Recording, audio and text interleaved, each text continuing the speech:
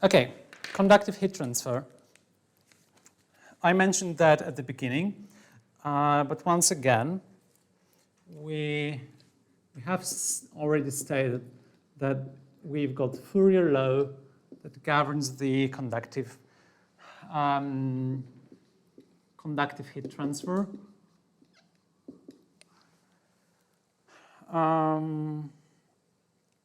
What it means that typically, if you want to write a transport equation for the thermal energy, this means that we come up with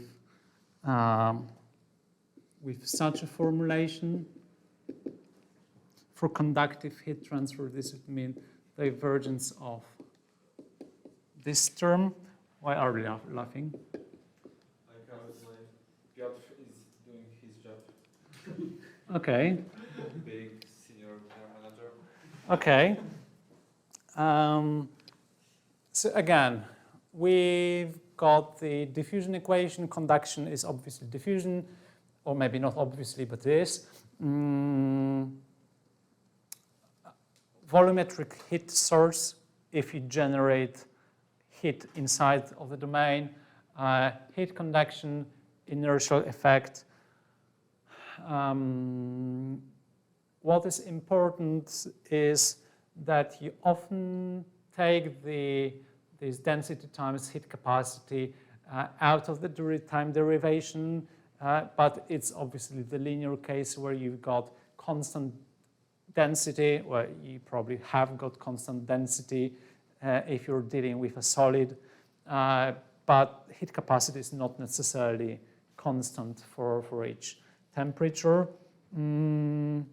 Again, the first, second, and third type boundary conditions, I will refer to what we have already said previously.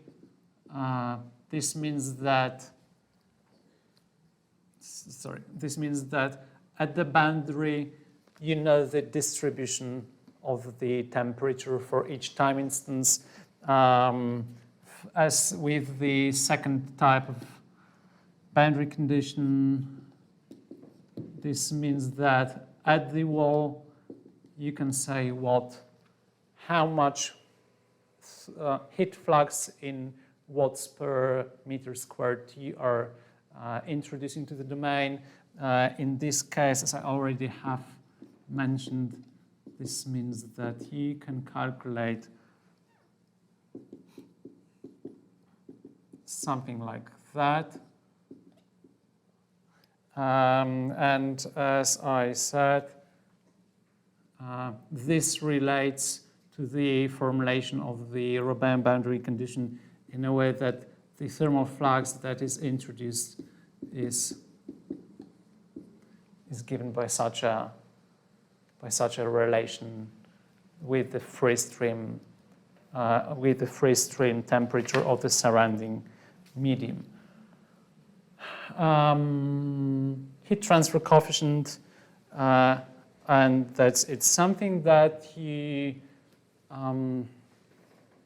if you divide the equation by rho times heat capacity, you end up here with something that is often called as thermal diffusivity.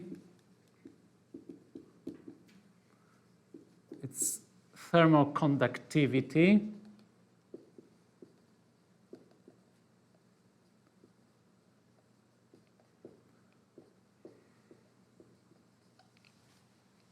And as you might remember, it's in watts per meter Kelvin. And here you divide by rho Cp. And thermal diffusivity. Diffusivity means that it's really like kinematic behavior in the equations, like when you're kinematically observing how the temperature field evolves, then it's the diffusivity coefficient that, as you know, is completely abstract from the physical problem that you're solving, and you really observe how kinematically this evolves in time. It's the same idea with kinematic viscosity. It doesn't have anything to do with the actual forces that can be observed. It does only have to do something how the flow kinematically looks if you observe it. So the nice thing is that the dimension of thermal diffusivity is the same as like momentum diffusivity, which is kinematic viscosity. So it's Meters squared per second. exactly. It's exactly the same. Good. Just to grab the intuition, if you have this for like the lambda for water, it's in the order of 0.6 volts per meter Kelvin. If you take it for air, it's something like 0.025.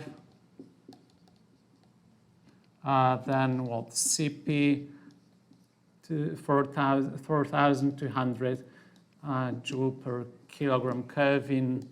Cp for air around in normal conditions like 1,005 joule per kilogram Kelvin, and what we're lacking the density 1,000 kilograms per cubic meter, and here in normal conditions approximately 1.225 kilograms per cubic meter.